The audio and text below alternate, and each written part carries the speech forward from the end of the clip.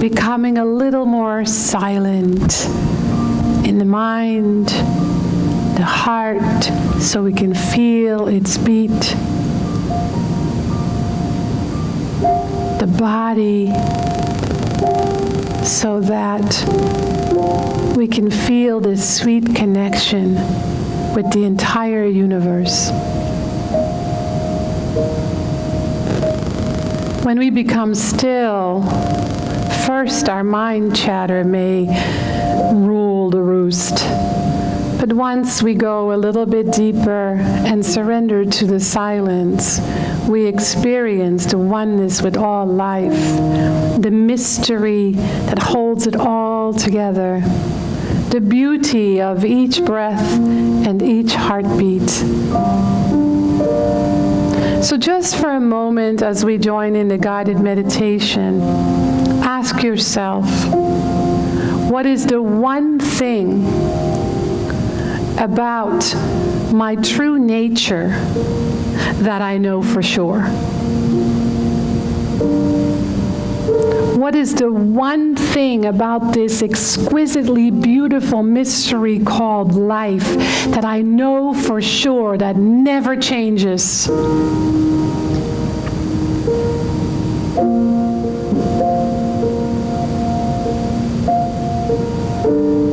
If nothing comes, it just means you need a little more time to listen for it. So just set that intention to do so sometime today, tomorrow, every day. But if something comes, let it be what you hold closest to your heart today. Not just when it's easy, especially when it gets hard.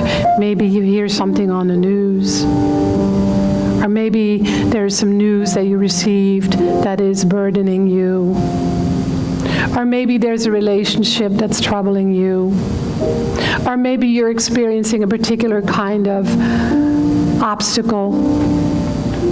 Just make a promise to yourself to hold this thing that you know for sure really close to your heart.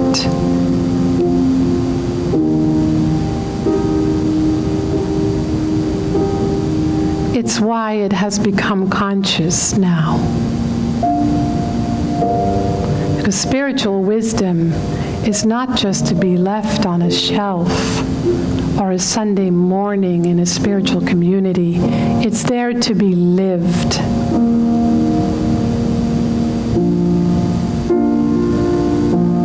So let that new promise you made to yourself sink in. Let it become you, let it fill you, let it spill over and spread far and wide.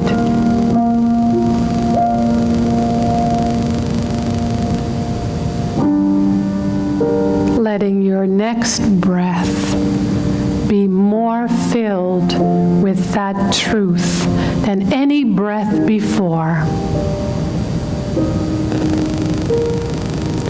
For we each are a unique, individualized, holy emanation of the universal breath, of God's breath. Now is the time to remember this and to make it a conscious truth to be lived.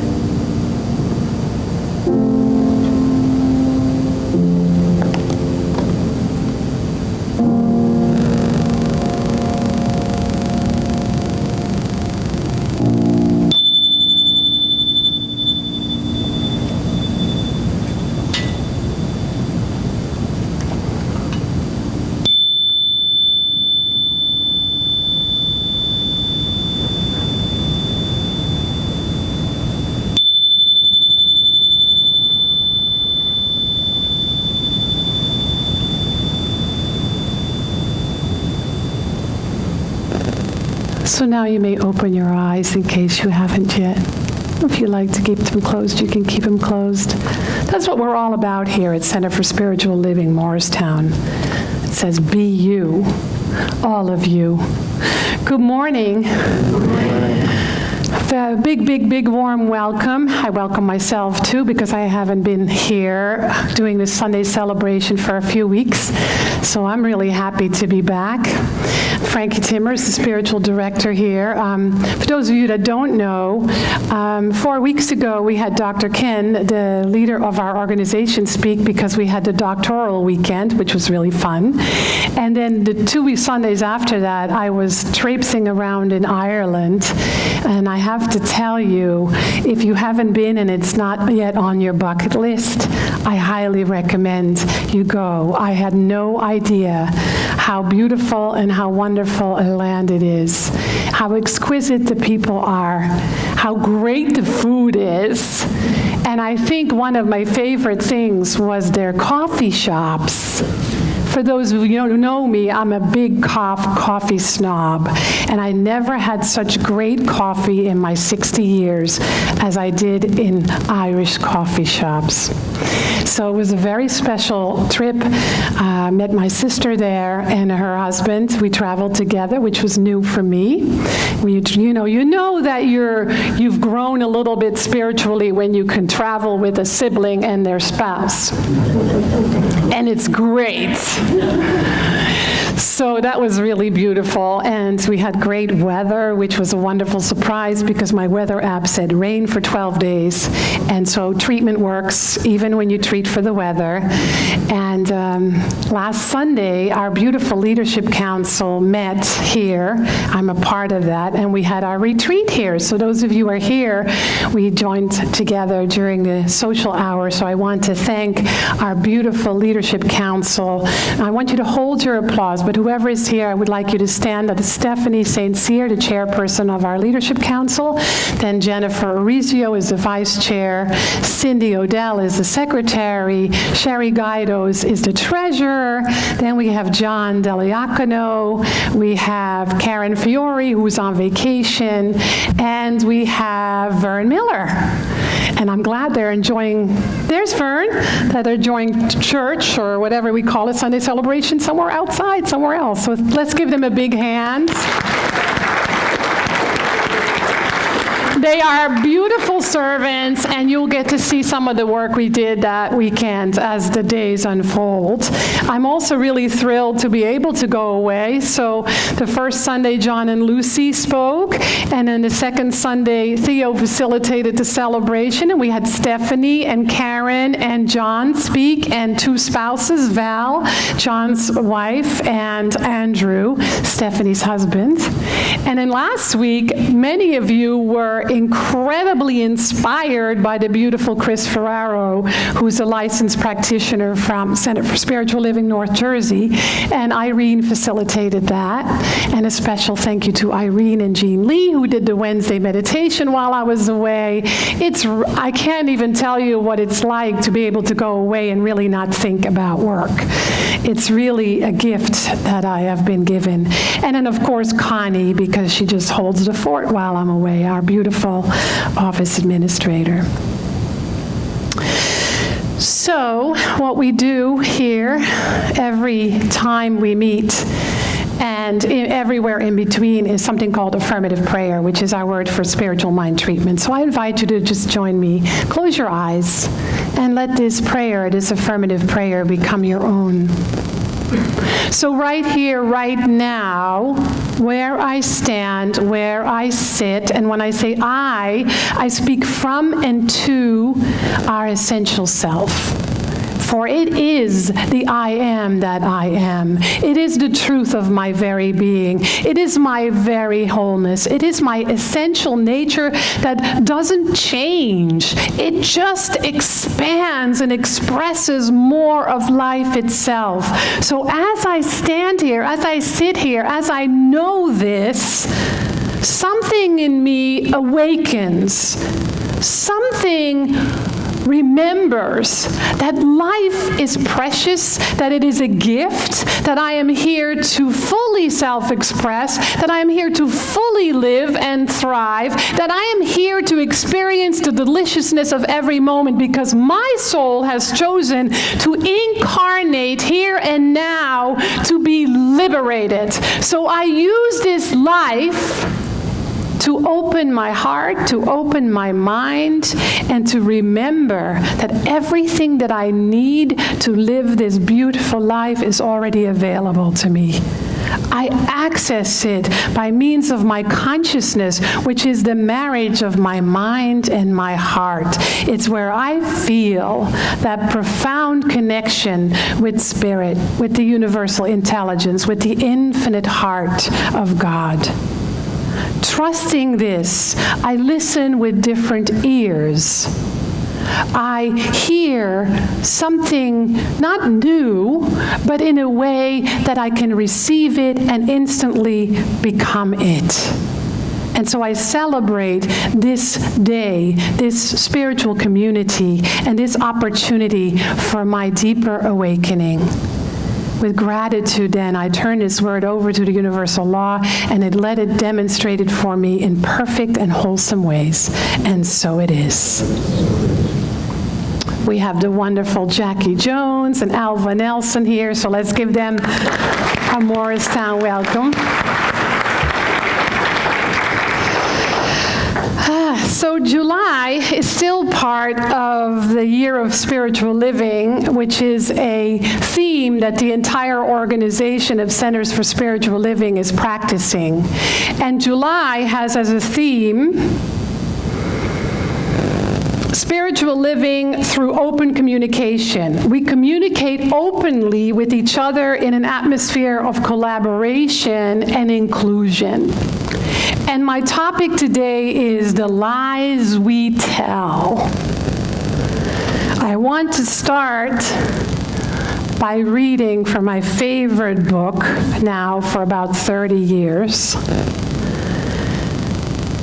the glossary. So how many of you are familiar with this Science of Mind textbook? Many of you, right? So you don't have to put your hands up, but I invite you to study the glossary and go to the glossary when you hear words. Because sometimes in this Science of Mind teaching, we have this great lingo, but we haven't quite embodied it. And the way that we embody it is by studying it and by seeing how it relates to us, how we get to live it. So under the glossary, the word truth goes like this: that which is. It is the reason, cause, and power in and through everything. It is birthless, deathless, changeless, complete, perfect, whole, self-existent, causeless, almighty, God, spirit, law, mind, intelligence, and anything and everything that implies reality, capital R. By a process of axiomatic reasoning, we arrive at the conclusion that spirit knows nothing outside itself. The truth is that which is, and being that which is, it must be infinite and all. Being infinite or all, the truth can have nothing outside itself, other than itself, or unlike itself, by which to divide itself. Consequently, the spirit is indivisible, changeless, and complete within itself. Itself is all that is, both cause and effect, the Alpha and the Omega. What the hell?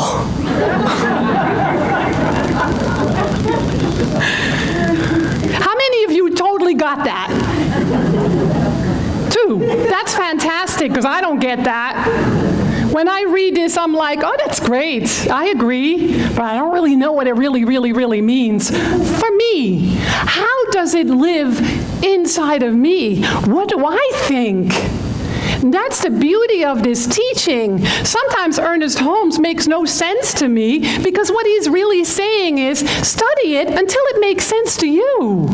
Study it until you figure out how that lives for you, with you, in you, to you. Because until it comes alive and is practiced, it means nothing. In Arabic, they say kalam fadi, which means empty words. It means nothing. So sometimes we go around spouting all this wonderful spiritual truths to each other, or sometimes to our siblings, our neighbors, our friends, our beloveds. We don't have to say a thing to anyone. It's when we live it that it's much more powerful and much louder. And so what we learn is that we have to define these words, this lingo, these ideas for ourselves, and that's where we study. And use our experience to understand what is happening. And so it means that we have to pursue the truth. Pursue the truth.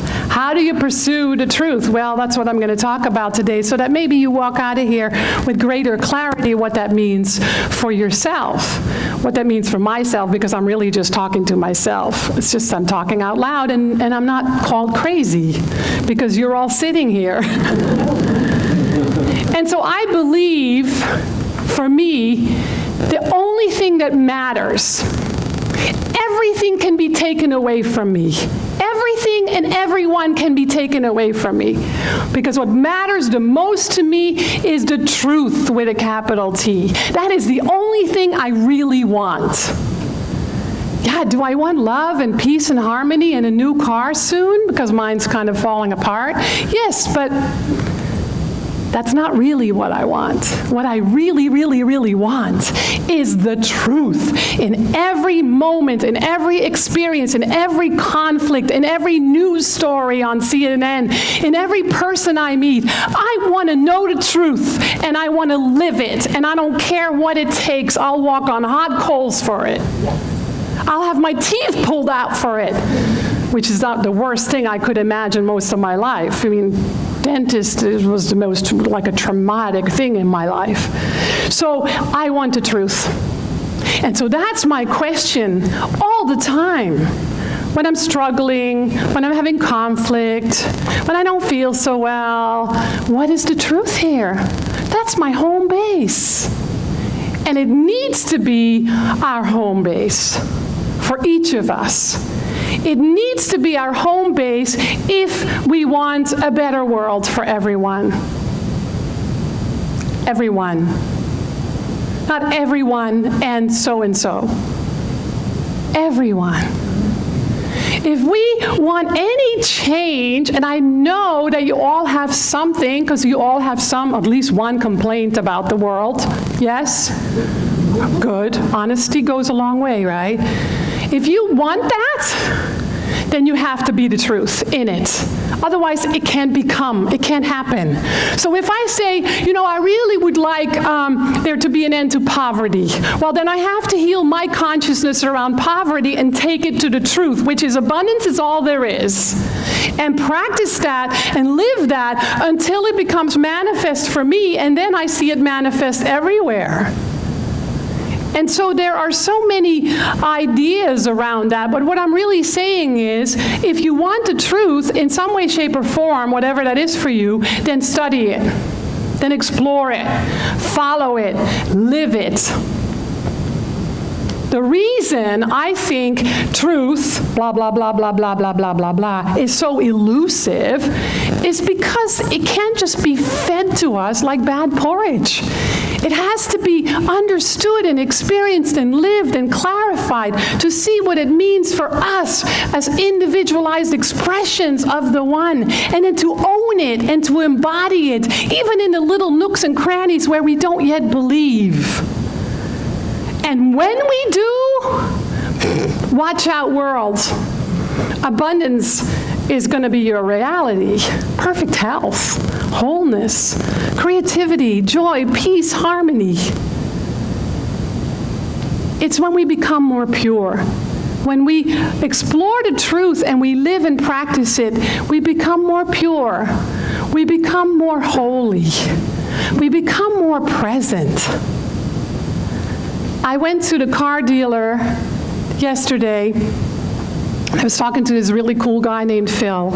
I said, Phil, is Stanley here? Because I'm just that kind of person. I made a connection with Stanley a few weeks ago, and I wanted to go back to Stanley. And he said, no, but can I help you? I said, yeah, you can help me. Is it the right thing to go to Stanley now that I'm ready to buy a car, or should I go with you? And he looked me in the eye, he says, you should go to Stanley. And I said, thank you. I said, how thrilling to have such a good man at a car dealer. And he said, that's how my daddy raised me. It's being a good person in the world. And we gave each other a high five. Because that's really what it's about, in those simple moments, right? I have to tell you, my experience of car dealerships has completely changed, not just because of that, but it has changed because the collective consciousness won't put up with BS anymore.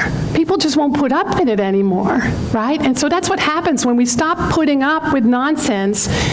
It changes the world. And so we are here to awaken. We're here to evolve as spiritual beings.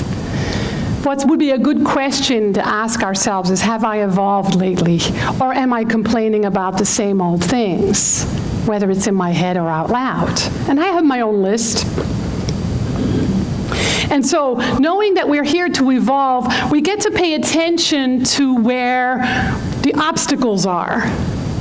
And our obstacles are all different, right? But there's a general few obstacles, whether it's we don't have enough money, we don't have enough time, we don't have enough health, we don't have the right job, we have troubles in relationship. It's the basic 4 areas of life: health, wealth, love, creative self-expression. And that demonstrates mentally, physically, spiritually, and emotionally. There's a reason for that.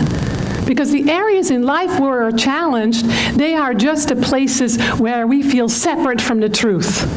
The truth is here, and then there's this gap. And here is the lies we tell ourselves.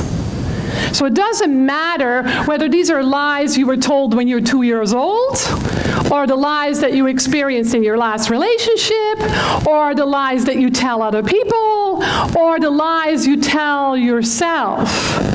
Any lie is just based on a belief in separation. It's saying, I know the truth, neck up, but I'm not going to live it, because I'm just going to have a temper tantrum about it. Because I don't know how, and I'm not good enough, and I'm not smart enough, and I don't have the tools, and whatever else we have as stories. So the lies are just the stories that hold us back from living this magnificent life that is given to us. I recently read some stats about lying, that most people lie at least 4 times a day. I probably would say more, because I have lots of white lies. I love white lies. And it's really the intention behind them, right? So you have to know your intention behind them. I pretty much know my intention. But the reason people lie is because they want to save face. They want to blame somebody else. They want to avoid confrontation. They want to get their own way. They want to be nice. Or they want to make themselves feel better. A long time ago, I was married, and my husband was very smart, very world-wise. He watched the news all the time. He read all the time. He was very, very smart about history and biology and politics, and he kind of knew everything. You know, have you ever noticed that the thing you fall in love with a person is usually the thing that just annoys the heck out of you at some point, sometimes at the end?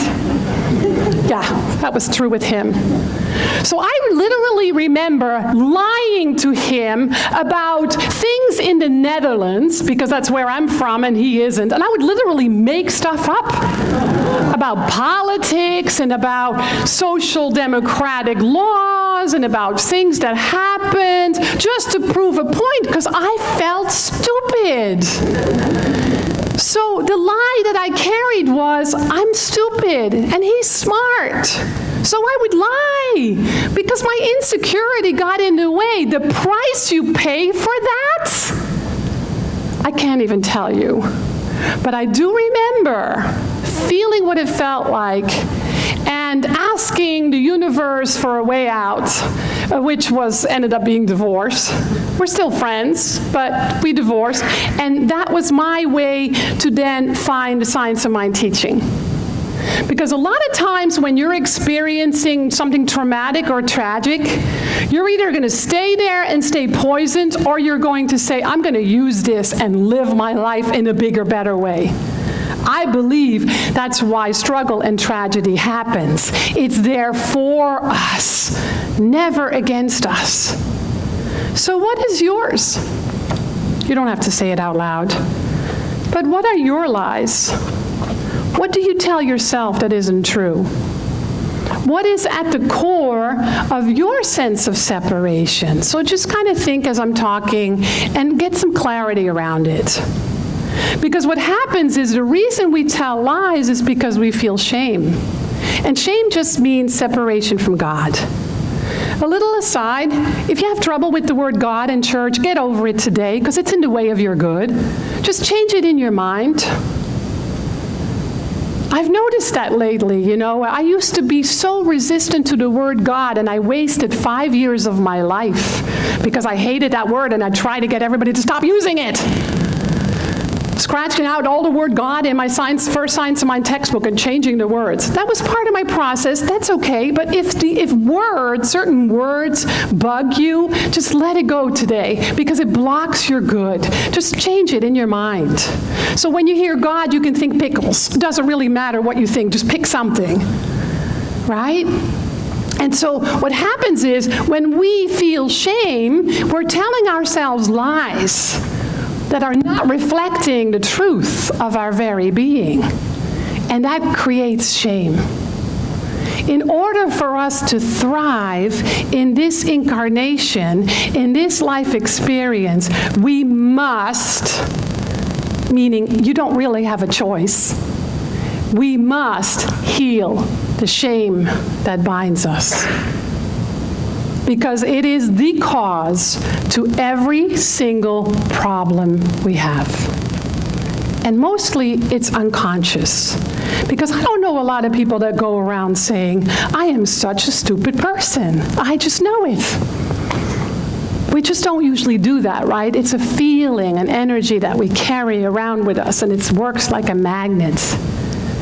And so, whether it's lack, loss, or limitation, and it's a core belief, it's time to set it free. It's time to heal it. In our teaching, healing doesn't mean curing. Healing means spirit revealed, the truth revealed. Jeff Brown, a great author, says, out with the old, in with the true. And that's what I say today. Out with the old, in with the true.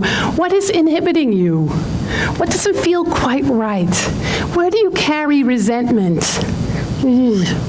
judgment, criticism, complaint, blame? That is your gift. So if we stop cursing it and we start taking it into our arms and say, I love you so much, thank you for being here because you're going to set me free. Because I'm going to set you free. And so it's knowing that nothing really happens to us, but everything happens through us because of the beliefs and the ideas and the words and the thoughts we attach to it. That's why two people can have a completely different interpretation of what happened. And so, how do we do that? Well, first of all, we get curious. How interesting. I just had a big bag of shame in my belly. Let me look at that. Let me kind of think what that's about. Oh, shoot, yeah, right. My mother gave that to me when it was 2. It's not even mine. I'm going to just throw it back at her and be free. Ew! Let's go dance. Let's go feel good. Let's do something fun. Let me do something I love. Let me find a way to love myself more, because she ain't going to give it to me in the way I need it. That is the whole thing of how we were parented. No parent is perfect. They're just reenacting their own stuff. They did the best they could, but they did teach us where we get to parent ourselves a little bit more or better. So we get curious, we get fascinated, which means that we infuse it with love rather than with fear. Because fear turns to lies. Fear turns to shame. Fear turns to hiding. You can ask yourself, what is that one thing that I don't want people to know about me that we did a few weeks ago? I will tell you. And then we look below the surface. The invitation is always to look a little bit deeper. What something looks like on the surface is never the truth. It's just the surface. Can we look a little bit deeper and understand it from a place of truth and love and spiritual wisdom? And then we stretch. So we might say to ourselves, I have no idea how to love myself. I remember this when I went to a retreat years ago with John Bradshaw. It was at the beginning of my experience with this teaching.